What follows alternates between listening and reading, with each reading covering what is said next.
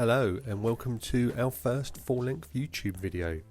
So you guys have all seen the shorts on how we've been doing our damaged engine bay and detailing the engine as well. We have just completed it, so I'd like to share with you how we got to the finished product from the latest Patreon video. This will just take you through how we did the colouring and painting all the various details. So enjoy the video and I'll catch you afterwards. Okay, so everything has been given a layer of Mr. Mahogany, which gave it this quite nice burnt iron colour. And then over the top, as you see here, we have layered some MRP exhaust metal. Similar to their regular colours, it has an ink-based consistency, so it does need quite a few layers to get it to this really nice black iron colour, which you can see. So what we're going to do now is go ahead and start doing some heat discoloration towards the rear end with the exhaust. We can start layering up some copper. I don't have any burnt sort of orange to hand, but the copper does do the trick.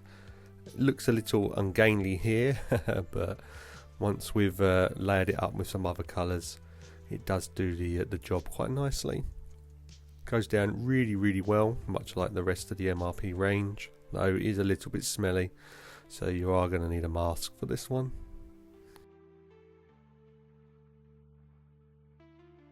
Next colour is pale burnt metal, so you are going to want to just use this sparingly.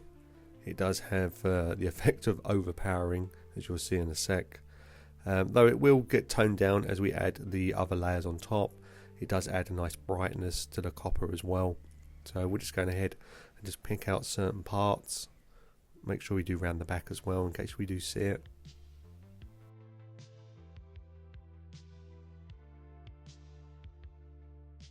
You can see there that it's starting to work nicely with the copper on the previous layer. And then finally we're going to add burnt metal violet and burnt metal blue. Starting with the violet, this is where the copper comes into it, as it does give it a really nice warm hue, and that readiness as well does show through. So we're just going ahead and just picking out some small areas in between the ribbon.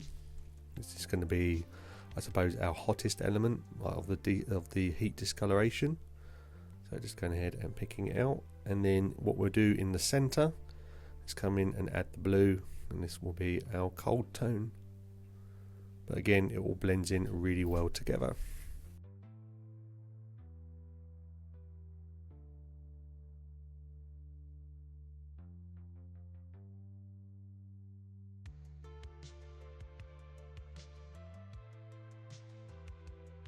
And here we are after a little bit of tidying up. So in some areas we've gone over again with the copper just to knock back some of that pale burnt metal, and then on the very tip we've added some exhaust metal as well. But overall, really happy how that's looking. Okay, so back to the desk, and it is now time to start doing some detail painting. Kicking off with some flat aluminium from the MIG Ammo range. I know the name has been rubbed off, but it is flat aluminium, and the bulk of it will be going this colour. And we're going to start with, I assume it's the compressor that sits on top. I apologise, I'm not very good at of naming the parts of these engines. Paints themselves are very nice, though it's going to need a bit of coverage even on a wet palette. They do go over nice and smooth though and dry pretty flat. But as I said, we are going to need to give it a couple of coats just to get it to cover all the raised details.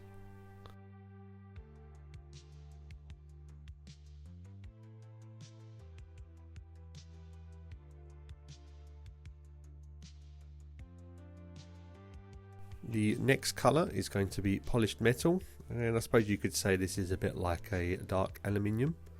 And we're going to start picking out some of the kit piping. So being careful obviously not to get it onto our airbrushed work as well.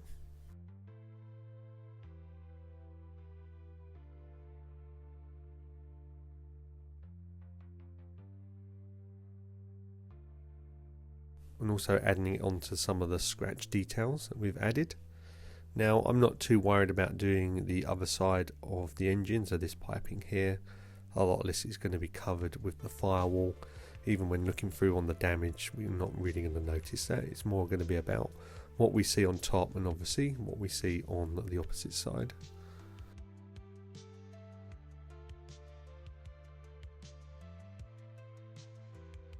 And lastly, using some gunmetal to pick out some of the ribbing on the side, much like the tubing on the opposite side, but we're going to sort of cover bases here.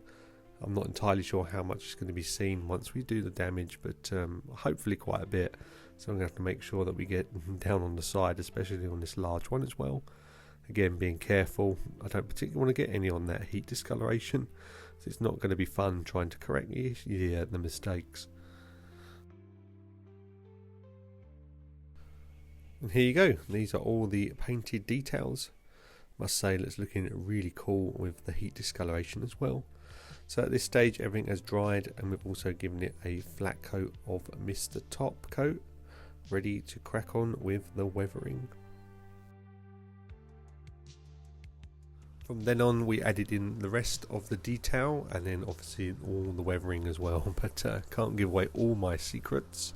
If you are interested in watching the rest of the work in progress video, come and subscribe over on Patreon. Not only do we have videos and photo posts, but we do group builds, competitions, and have a Discord community of some really like-minded modelers as well. Also, you can come and follow us over on Instagram as well as Pinterest. So I hope you all have enjoyed our first full-length YouTube video, and I look forward to catching you all on the bench soon. Take care.